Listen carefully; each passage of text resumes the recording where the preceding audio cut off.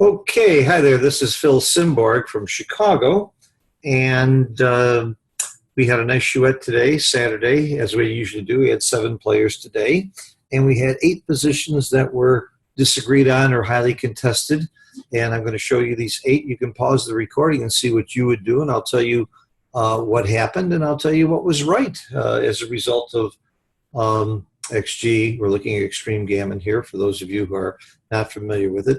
And Chouette is a game where you have more than 2 players playing, and we play like King of the Mountain. One guy is against the rest. In our Chouette, though, we play consulting. After the cube is turned, people can talk and argue about the plays. And, of course, we do a lot of arguing and talking about the plays. So here we are. Red is on roll, holding a 2 cube and thinking about whether or not to redouble. The question is, should red redouble? Would you redouble if you were red? And if you were blue, would you take or pass? Again, pause the recording if you want to. Oh, the printer is giving us problems. Okay, so pause the recording if you want to and think about it, and then I'll show you the answer and tell you what happened.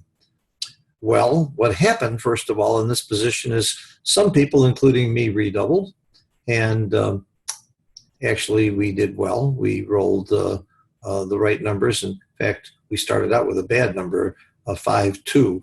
And we took 1 checker off, and of course blue took.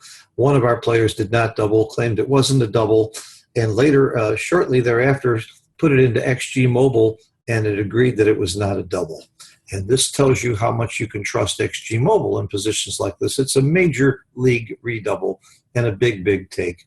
And I, of course, was rewarded for my redoubling because I rolled very well. And won the position, but that means nothing. The point is that it was correct to redouble, and it is correct to take. So give yourself a point if you got both of those right. Let's go on to the next one. Next position, number 2. Red has a 3-1 to play here. By the way, the cube action is a little funny here.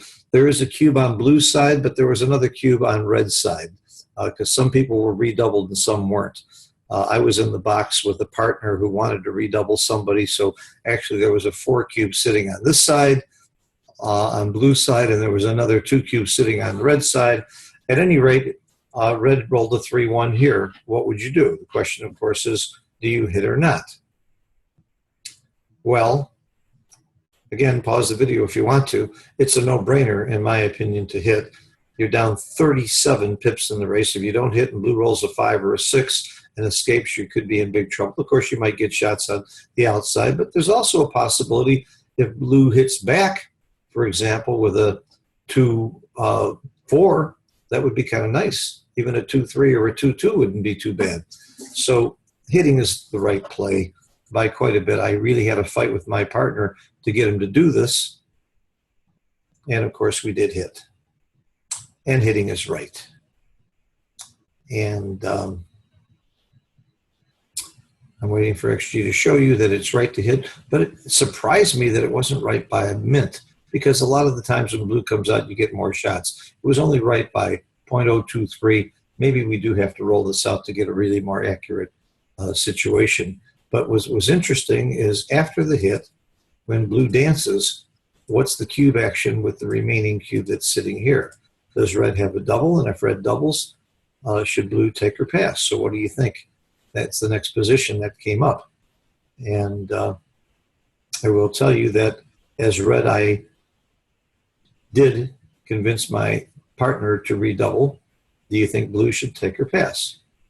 Well, we got to take. And it's a small pass, not huge, about 5% pass. And we needed a 7 or 11 to cover, and we rolled the 11, which was very, very nice. Okay, that takes care of 3 positions because the 3rd position was this one. Let's go on to number 4. Position number 4, again, is cube action. Should red double? And if red doubles, should blue take or pass? Again, pause the video if you want to. Think about what you should do. The nice thing about extreme gammon is it tells you the pip count. Red is up by 19 pips, which is quite a bit. But there is a gap here, and he isn't home free.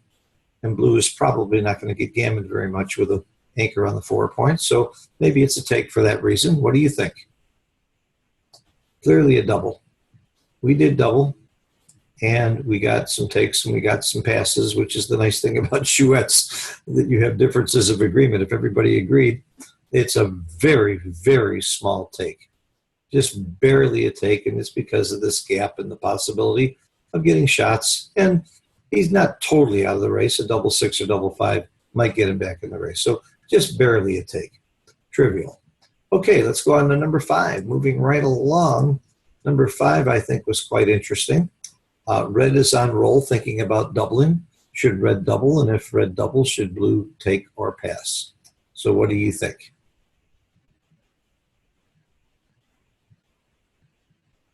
Okay, red did double here. Should blue take or pass? Drum roll, please. I wish I had a drum roll. I used to have that in one of my apps, and I used to play that actually during the Chouette when somebody was thinking. Monster pass. Monster pass.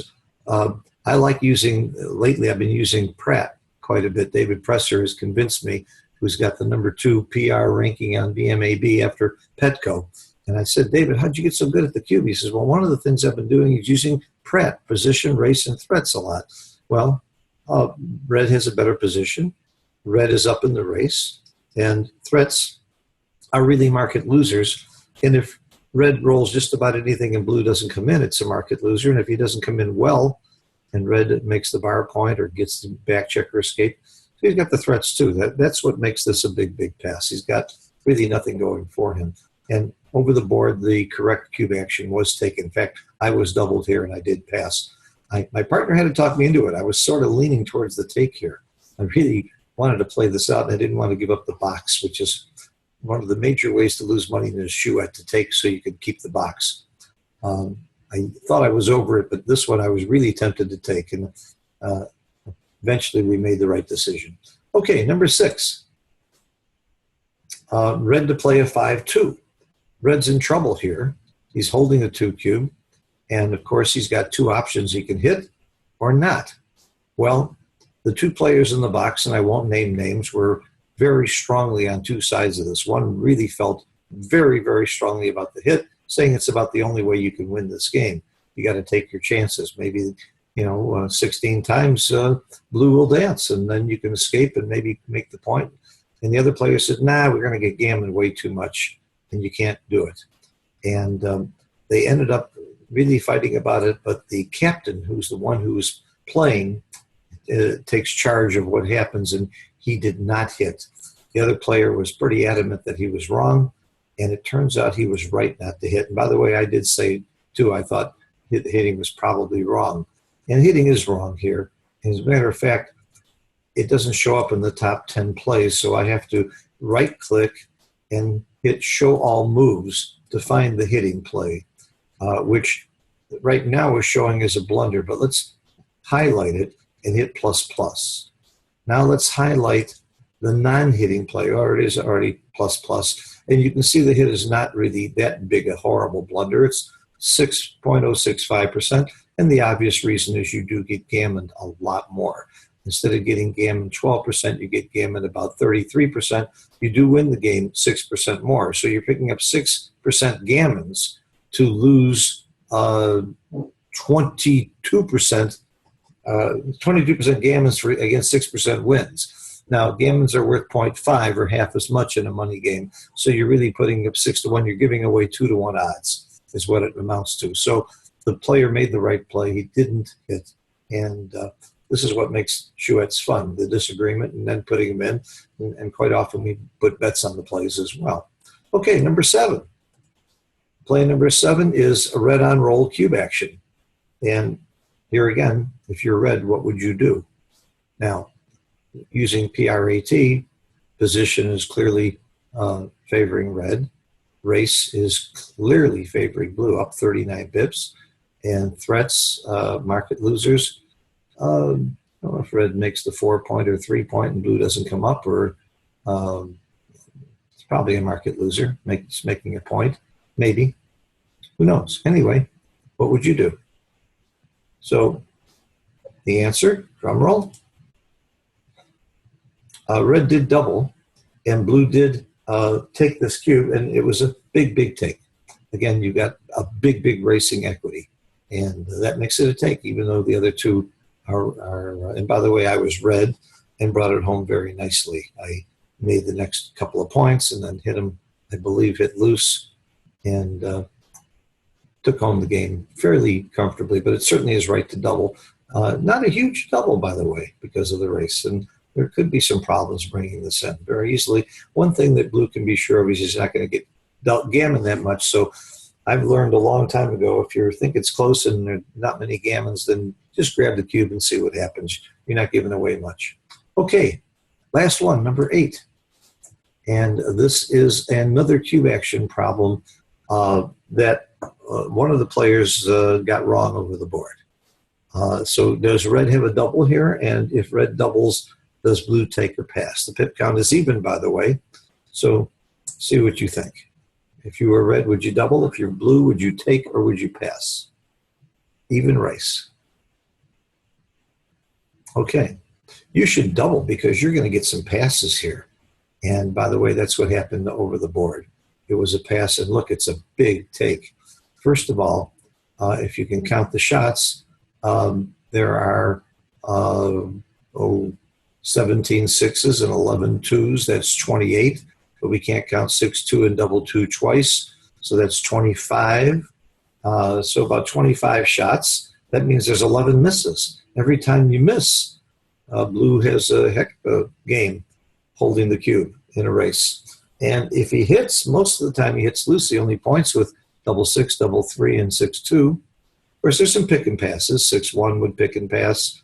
6, 3, 6, 4, 2, 1, 2, 3, 2, 4, all pick and pass.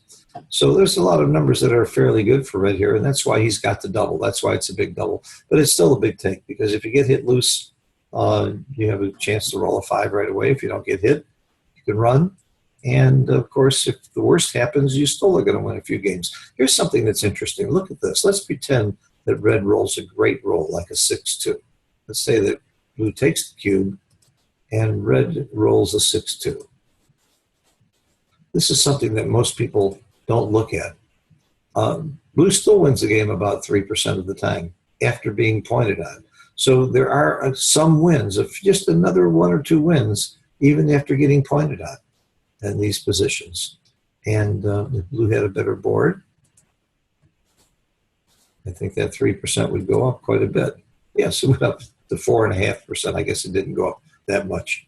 But that's another factor to think about in these kind of positions, and may put it over the edge to make it a little easier to take. But the player who was doubled here dropped. And that's the other thing I like about Woolsey's law. Ask yourself what it feels like to be doubled here, and are you sure you're taking if you were him? Are you sure it's right to take? So those are our 8 positions from today's Chouette. Hope you enjoyed watching these in video format. I know some people prefer the PowerPoint. Only 1 or 2, though. A huge percentage of people would rather hear my wonderful voice and see this as a video. It's kind of easier to watch. Thanks for watching, and we'll see you the next time we have a Chouette. Of course, we have Chouettes 2 or 3 times a week, so I just do this when we have enough that are interesting. Thanks for watching. Bye-bye.